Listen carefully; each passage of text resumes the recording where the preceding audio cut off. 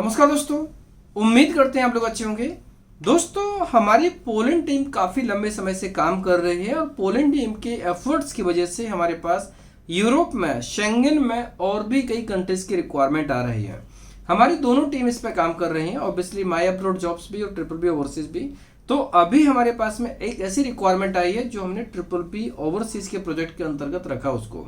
ये रिक्वायरमेंट रहेगी स्पेन के लिए। स्पेन के लिए हमारे पास में जो अर्जेंट रिक्वायरमेंट है उसमें 20 लोगों की रिक्वायरमेंट है, जो कि हम 10 करके फिल कर सकते हैं।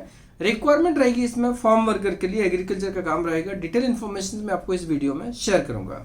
दोस्तों, रिक्वायरमेंट है स्पेन के लिए, जो कि वर्क वीजा की रिक्वायरमेंट है। यहाँ पर मेल फीमेल कपल अप्लाई कर सकते हैं। कपल मतलब मैंने इसलिए बोला क्योंकि अगर कोई हस्बैंड वाइफ एक साथ जाना चाहे तो जा सकते हैं, लेकिन इंडिविजुअली एप्लीकेशन होगा। मतलब कि दो लोगों का दो अलग अलग एप्लीकेशंस होंगे। अगर वो प्लान करना चाहे तो कर सकते हैं।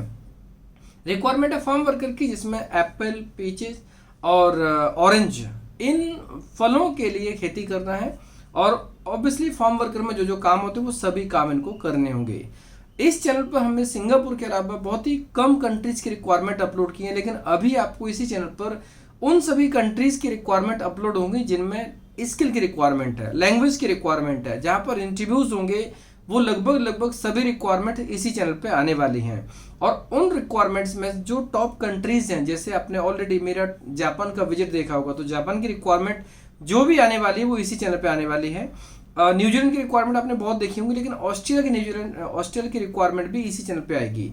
UK, Ireland and Germany, other जो भी कंट्रीज की रिक्वायरमेंट होती है जहां पर स्किल की रिक्वायरमेंट है, मतलब इंग्लिश चाहिए या फिर वहाँ की लोकल लैंग्वेज चाहिए या फिर कोई सर्टिफिकेशन चाहिए, आईएलटीएस टेस्ट और फिर कोई भी रिक्वायरमेंट जहाँ पर स्किल की रिक्वायरमेंट है, इंटरव्यू होगा, क्लाइंट क्वालिटी के बेस पर हायर करेंगे, वहाँ पर वो सारी रिक्वायरमेंट इसी चैनल पर आने वाली है। वो ट्रिपल बी ओवरसीज का ही प्रोजेक्ट होगा।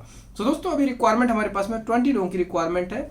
इसमें अभी फिलहाल टाइमलाइन नहीं है, हमारे पास हफ्ते 2 हफ्ते का टाइम है, लेकिन रिक्वायरमेंट बहुत अच्छी रिक्वायरमेंट है। ये रिक्वायरमेंट फार्म वर्कर की है, जिसमें से ऑब्वियसली प्रोसेस इतना इजी है, स्मूथ है कि कोई भी कैंडिडेट इसमें प्लान करना चाहेंगे।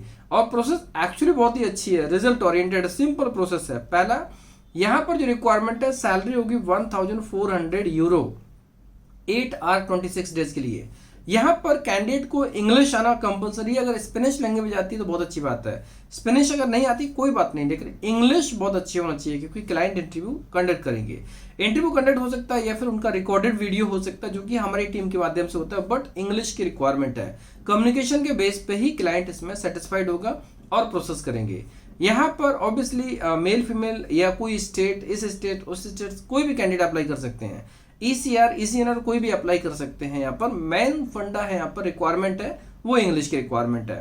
वैसे देखा जाए तो 10th पास एक बेंचमार्क होता है, लेकिन अगर कोई बंदा बाहर गल्फ कंट्री में या ओवरसीज में किसी भी कंट्री में काम किया है और वो 10th पास नहीं है, वो भी ट्राई कर सकते हैं। लेकिन जो बाहर नहीं गए हैं उनका 10th होना कंपलसरी है, इंग्लिश अच्छी होना चाहिए, 10th पास होना चाहिए। डॉक्यूमेंट्स की बात करते हैं तो जो बाकी सभी डॉक्यूमेंट्स होते हैं, ऑब्वियसली इसमें पीसीसी हमें 2 बार चाहिए होगा। 2 बार मतलब एक बार वर्क परमिट एप्लीकेशन के लिए और दूसरे जब जो हम वीजा एप्लीकेशन सबमिशन करते हैं तब।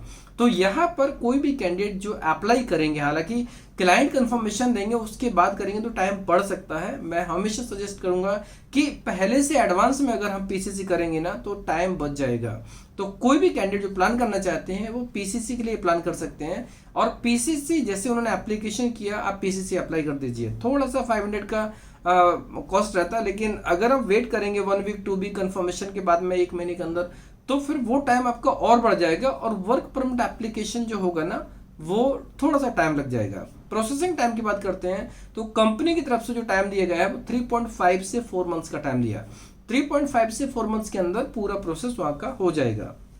कंपनी की तरफ से, लॉयर की तरफ से जो भी काम होने वाला है वो 3.5 से 4 मंथ्स के अंदर उनकी तरफ से कमिटमेंट है कि इतने पीरियड में काम हो जाएगा।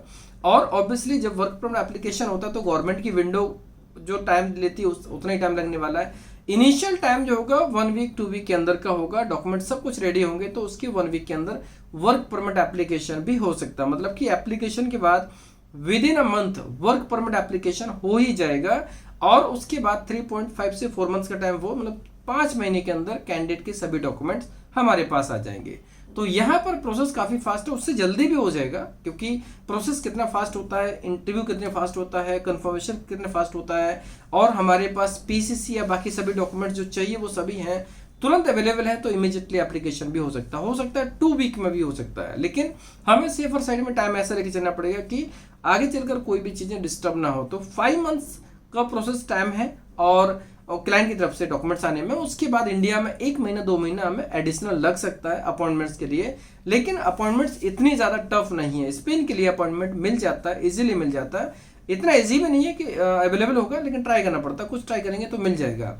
इन केस अगर स्पेन के लिए नॉर्मल अपॉइंटमेंट नहीं मिलता तो प्रीमियम अपॉइंटमेंट लेंगे तो जल्दी मिल जाता है। सो जो लोग भी इंटरेस्टेड है, प्लान करना चाहते हैं, कर सकते हैं। बेसिक रिक्वायरमेंट है, पासपोर्ट में 2 साल की वैलिडिटी होना चाहिए, मेडिकली फिट होना चाहिए, फिजिकल फिट होना चाहिए, पीसीसी क्लियर होना चाहिए। अगर मैरिड है तो और पासपोर्ट में मेंशन है तो मैरिज सर्टिफिकेट कंपलसरी है। ये सभी डॉक्यूमेंट की रिक्वायरमेंट होती है। कोई भी डॉक्यूमेंट रहेंगे ऑब्वियसली जो नीड रहेगी उसके हिसाब से हमें डॉक्यूमेंट चाहिए होंगे। प्रोसेसिंग टाइम जो है स्पेन के लिए ऑब्वियसली हमारा पहला प्रोजेक्ट है, मे बी इसमें थोड़ा बहुत टाइम प्लस माइनस हो सकता है, लेकिन फिर भी जो टाइम है वो मैं आपको पहले बोल देता हूँ। क्लाइंट की तरफ से लगभग 5 मंथ जैसा टाइम पकड़ लिए, 3.5 से 4 मंथ्स का उनका टाइम है। इनिशियल जो कंफर्मेशन का टाइम होता है लगभग 1 मंथ जैसा टाइम वो रहेगा।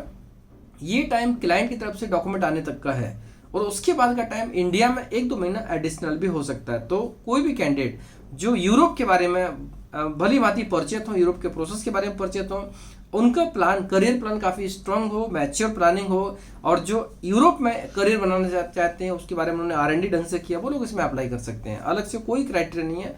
जो क्राइटेरिया यूरोप के लिए अप्लाई होता है, जैसे bank statement, PCC, common criteria, इसमें अलग से कुछ भी नहीं है। जैसे कि कोई भी स्पेशल डॉक्यूमेंट की आवश्यकता नहीं है। कोई भी प्रोसेस होगा, अगर बीच में कोई जरूरत पड़ेगी हम आपको अपडेट करेंगे। अभी तक हमारे पास जो भी अपडेट है उसके हिसाब से कोई भी कैंडिडेट इसमें प्लान कर सकते हैं, बशर्ते इंग्लिश अच्छी होना चाहिए। अगर स्पेनिश आएगी तो बहुत अच्छी बात है, मेल फीमेल दोनों अप्लाई कर सकते हैं। और जब मैं बात करता हूँ 49 ईयर की, इस पॉइंट को आप समझ लेना, 49 ईयर वाला पॉइंट जब आता है ना, इट मीन्स कि फिजिकली फिट हो वो इसमें अप्लाई कर सकते हैं। इवन अगर कोई कैंडिडेट फिजिकल फिट नहीं है, वो 35 की एज है तो भी वो इसमें कंसिडर नहीं होगी। फिजिकल फिट नहीं है, वो 30 की एज है तो भी फिट नहीं होगी। लेकिन अगर कोई 49 ईयर ओल्ड है और फिजिकल फिट है, एनर्जेटिक है और फुर्ती में काम करते हैं, वो इसमें अप्लाई कर सकते हैं। क्योंकि यूरोप में एक फंडा होता है कि वहां पर वर्क करते हैं तो पे मिलता है, जितना करते हैं उतना पे मिलता है। मतलब कि अगर आपने कभी 1 घंटा भी एडिशनल किया तो उसका पे आउट आपको जरूर मिलेगा। इसलिए वहां पर फिजिकल फिट जो ज़्यादा काम कर सकते हैं उन लोग की रिक्वायरमेंट होती है। अभी तक हमारा जो अनुभव रहा है कैंडिडेट्स के साथ में, उसमें से कई लोग ऐसे हैं जो एक्चुअली एक्स्ट्रा ऑर्डिनरी सैलरी उठाते हैं, और कई लोग ऐसे हैं तो बेसिक सैलरी भी नहीं ले पाते। तो ये सब कुछ डिपेंड करता है आप कितना फुर्ती में काम कर सकते हैं। सो ये बहुत ही इंपॉर्टेंट चीज़ है स्पेन के लिए। हमारे पास में भी रिक्वायरमेंट आना, और अभी आगे चलकर और भी रिक्वायरमेंट्स आती रहेंगी, क्योंकि हमारी टीम इस पर काम कर रही है। और आपकी नॉलेज के लिए बताऊं, ये रिक्वायरमेंट पोलैंड ऑफिस से ही आई है, इसलिए हम लोग इस पर फुली कॉन्फिडेंट है कि ये रिक्वायरमेंट बैक टू बैक बहुत सारे लोगों को इस स्पेन में या फिर और भी कंट्रीज में भेज सकते हैं, क्योंकि क्लाइंट जो है काफ़ी पोटेंशियल है। और हमारी पोलैंड टीम कई और क्लाइंट के ऊपर काम कर रही है जो और भी अलग अलग कंट्रीज हैं। हो सकता है बहुत जल्दी आपको दूसरी कंट्री का भी मिल जाएगा, अभी फिलहाल बता नहीं सकता हूँ मैं, क्योंकि कई कंपनीज के ऊपर, कई कंट्रीज के ऊपर हमारे क्लाइंट काम कर रहे हैं। फिलहाल अभी के लिए स्पेन की रिक्वायरमेंट है, फार्म वर्कर की रिक्वायरमेंट है, सिंपल रिक्वायरमेंट है। कोई भी कैंडिडेट जो इंटरेस्टेड है टीम को कांटेक्ट कर सकते हैं। डॉक्यूमेंट अच्छी क्वालिटी में स्कैन करके भेजें। अगर आपने हमारा सेमिनार पर अटेंड किया हो या फिर ऑफिस विजिट किया होगा तो आप ऑनलाइन एग्रीमेंट भी कर सकते हैं। और अगर आप बहुत लंबे समय से हमारा वीडियो देख रहे हैं, प्रोसेस के बारे में ट्रस्ट है, कॉन्फिडेंस, तो भी ऑनलाइन कर सकते हैं।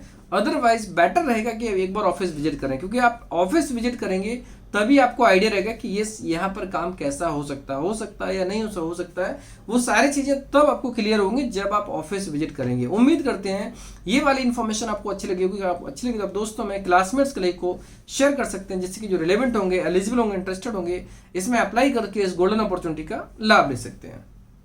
धन्यवाद।